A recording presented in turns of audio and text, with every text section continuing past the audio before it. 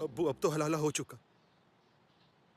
आप रेहाना को तलाक दे दीजिए ताकि हम उससे निकाह कर सकें। देखो बेटा, मैं बूढ़ा हो चुका हूँ। पहले जैसी बात तो रही नहीं है।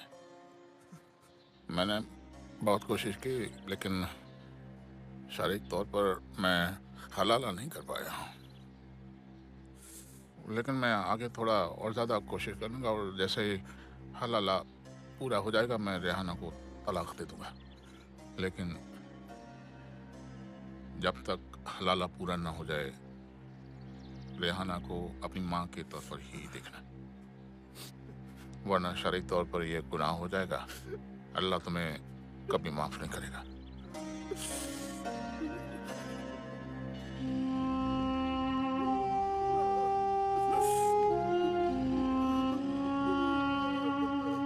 हम आपकी बात से इत्तेफाक रखते हैं भारती जी। हम खून खराबा नहीं चाहते।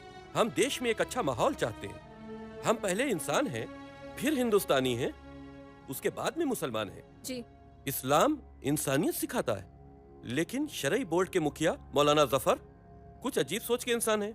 मुल्क में एक बड़ी आबादी से ताल्लुक रखने की वजह से मनमानी करना चाहते हैं। खैर, हम इस सिलसिले में उनसे बात करेंगे। अगर आप चाहेंगे तो कोई ना कोई रास्ता जरूर निकल जाएगा। जी। मैं चलती हूँ। और सुनिए, शास्त्री जी की जमानत के बारे में आप फिक्र मत कीजिए। हम उनकी जमानत का बंदोबस्त आज से ही शुरू करते हैं।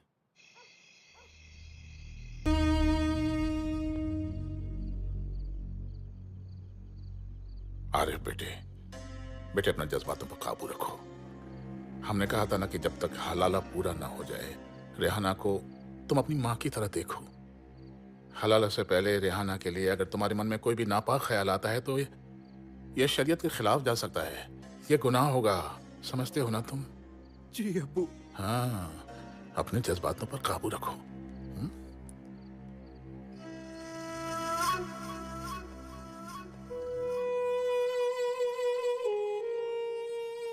किसके दिल में नापाक ख्याल है जफर साहब, सच बताइए। आरिफ के या आपके? हमारे खानदान में औरतें तमीज से पेश आती हैं। बहुत खूब। आपकी सारी जातियां, सारी बदतमीजियां हम चुपचाप बर्दाश्त करते रहे। क्यों करें? कुछ तो शर्म करिए जफर साहब। मैं तो बाहर की हूँ, वो तो आपका अपना सगा बेटा है। और क्या मिलेगा आपको ये सब करके? सिर्फ 2 पल का सुकून। अपने बेटे की गलती की इतनी बड़ी सजा मत दीजिए हमें। जिस खुदा का नाम लेकर आप सारी कौम का जनाजा निकालने पर तुले हैं ना, आपको उसी खुदा का वास्ता। अपनी आखिरत से डरिए आप। आखिरत?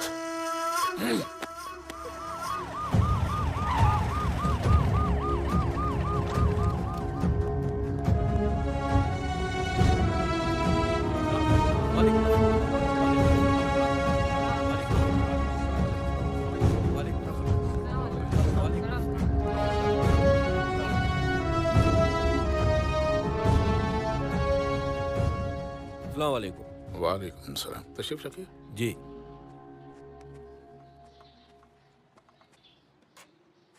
नोश फरमाइए। देखिए जफर साहब, बाबरी मस्जिद टूटने के बाद से जो लड़ाई मुसलमान हार चुका है, उस हारी हुई लड़ाई के लिए आम मुसलमानों को सियासी फायदा उठाने के लिए इस्तेमाल करना ठीक नहीं। देखिए, जैसा कि आप जानते हैं, राम जन्मभूमि पर जो मस्जिद बनाई गई थी वो मंदिरों को तोड़कर बनाई गई थी। मेरी एक सलाह है इस सिलसिले में, अगर हम लोग अपनी इस मस्जिद को कहीं और शिफ्ट कर दें। देखिए, दुनिया में कई जगह मस्जिदें शिफ्ट हुई हैं, और हमारे आपके रसूल ने भी मस्जिद दिरार को इस बिना पे तोड़वा दिया था कि वहां इस्लाम के खिलाफ साजिशें हो रही थी। और ये बाबरी मस्जिद तो खून बहाने का सबब बन गई है। हमें ये हिंदुओं को वापस कर देनी चाहिए। वाह जनाब, वाह।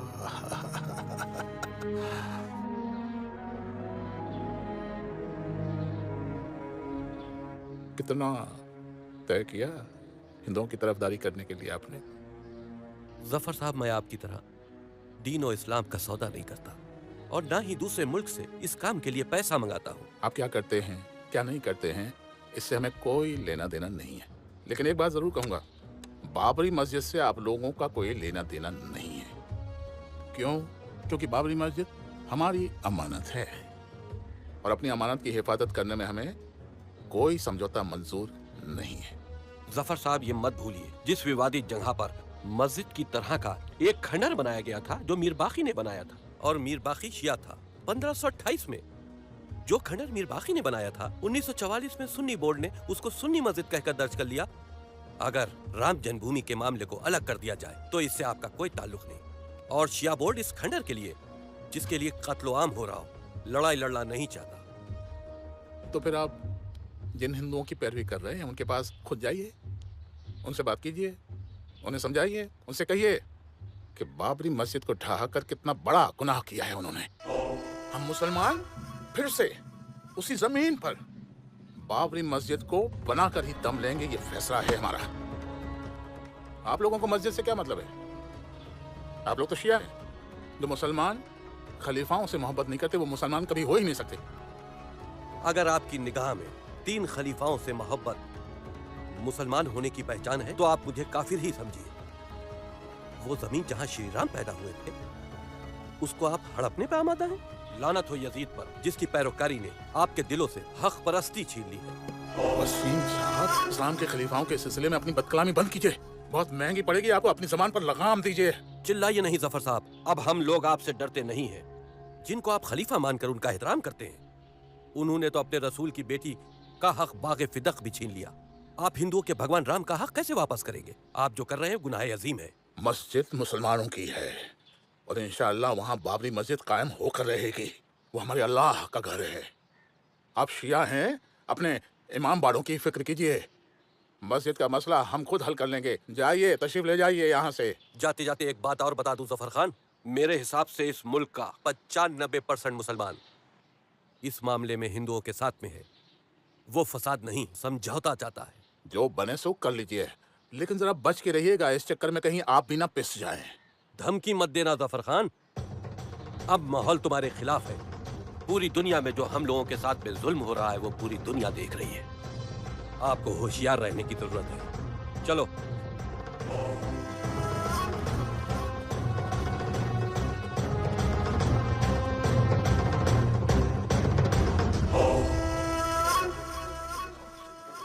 गलतफहमी का शिकार हो गया।